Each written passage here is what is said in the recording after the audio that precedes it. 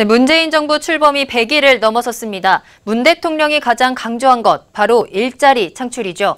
특히 최근 대통령 직속 4차 산업혁명위원회 설치 근거가 마련돼 구체화될 전망입니다.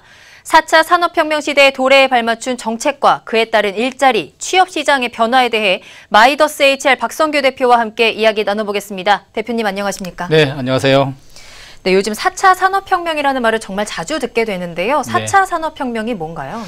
4차 산업혁명은 ICT라고 얘기하고 있는 차세대 정보통신기술의 융합으로 이루어진 차세대 산업혁명을 말합니다. 네. 이 혁명의 핵심은 인공지능, 로봇공학, 사물 인터넷, 그리고 무인 운송수단과 3D 프린팅, 그리고 나노 기술과 같은 6대 분야에서의 새로운 기술 혁신을 말합니다. 네, 그리고 문재인 정부의 4차 산업혁명위원회가 다음 달 출범한다라고 기사도 나왔거든요. 대통령 직속 4차 산업혁명위원회 정확하게 어떤 일을 하는 곳인가요? 예, 4차 산업혁명위원회는 말씀하신 대로 다음 달인 9월 출범 예정인 대통령 직속 부처입니다. 네.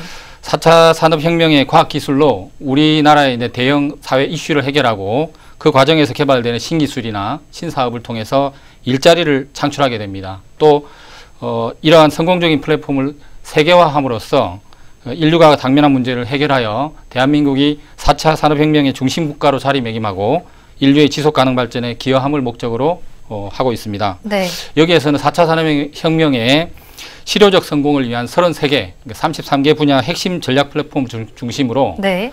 4차 산업혁명에 대한 국가 전략을 논의하고 각 부처 실행 계획, 추진 과정 등을 점검하게 됩니다. 신산업과 관련한 법 제도와 규제 개선, 고용 및 복지 등의 사회 혁신, 그리고 국민 인식 제고 등 4차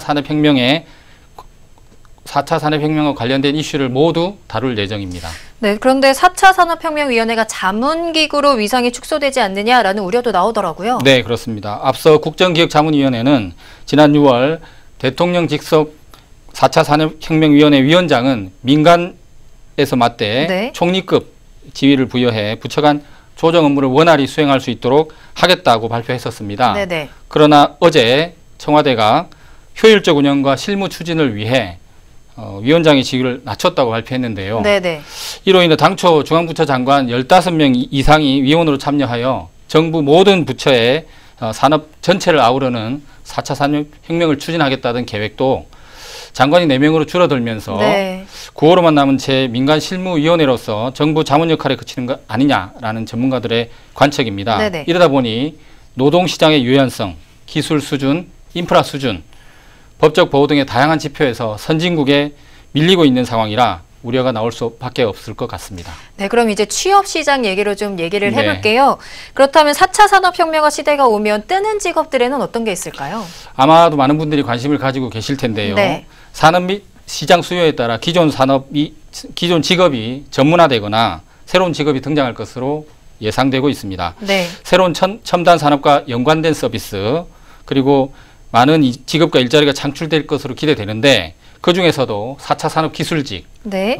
ICT 융합직업, 사업서비스 전문직업, 그리고 안전 관련 직업과 의료복지 관련 분야 직업이 있습니다. 네네. 한국고용정보원이 발간한 2017년 한국 직업 전망을 살펴보면 사물 인터넷 제품과 웨어러블 디바이스, 자율주행차와 가상현실, 모바일 네. 등과 관련해서 신산업에서 기술 및 제품 개발, 서비스를 담당하는 IT 직종 및 관련 기술직, 네. 고부가 가치 창출이 가능한 보험 및 금융상품 개발자, 그리고 경제성장과 글로벌화로 경영 환경이 복잡해짐에 따라 경영 컨설턴트와 관세사, 손해사정사, 네. 행사 기획자 등 사업 서비스 전문가, 안전에 관련한 경찰관, 경호원, 의료 복지 관련한 의사, 변호사 등의 일자리가 늘어날 것으로 보고 있습니다. 네네. 세계경제포럼에서는 유망 분야로 데이터 분석과 전문화된 마케팅을 가장 각광받을 일자리로 분석을 했는데요. 네네.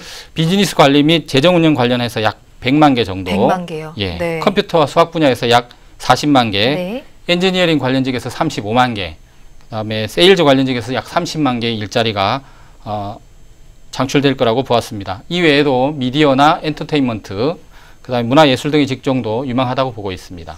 네, 그렇다면 현재 4차 산업혁명을 대비해서 뭐 일자리라든지 창업시장에 좀 움직임의 변화가 있나요? 아직까지 표면적으로 드러난 것은 없습니다만 네. 4차 산업혁명이 현실화될 거다라는 네네. 그 불안감과 기대가 뒤섞여 조금씩 변화가 예상되고 있습니다. 얼마 전 알파고의 화력을 보셨을 텐데요. 고도의 인공지능을 탑재한 로봇이 이제는 이 육체적 노동을 넘어 인간의 그 거의 모든 일자리를 위협하고 있기 때문입니다. 그렇죠. 그러다 보니 단순 일자리들을 중심으로 미래 취업 시장에 대한 불안감이 커지고 있고 변화는 불가피한 것으로 보입니다. 아마 블루 칼라, 화이트 칼라에 이은 뉴 칼라의 등장도 그 중에 하나인데요. 네. 뉴 칼라는 기존의 직종에 속하지 않는 직종으로 새로운 것을 창조하고 연구 개발하는 능력이 뛰어난 계층을 의미하는 단어입니다. 네네.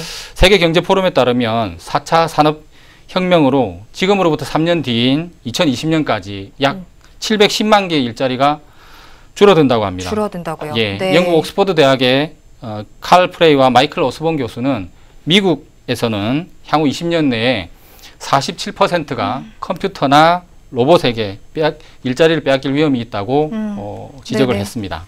말씀하신 것처럼 뭐 컴퓨터나 로봇에게 일자리를 뺏길 수 있다라는 우려가 나오고 있는데 일각에서는 그렇다 보니까 4차 산업혁명이 오히려 우리 일자리를 줄이는 건 아니냐라는 우려도 나오고 있거든요. 어떻게 보시나요? 예, 맞습니다. 뭐 현재 일자리 중 많은 부분이 AI, 즉 네. 인공지능으로 대체될 것이라는 전망이 압도적입니다. 네네.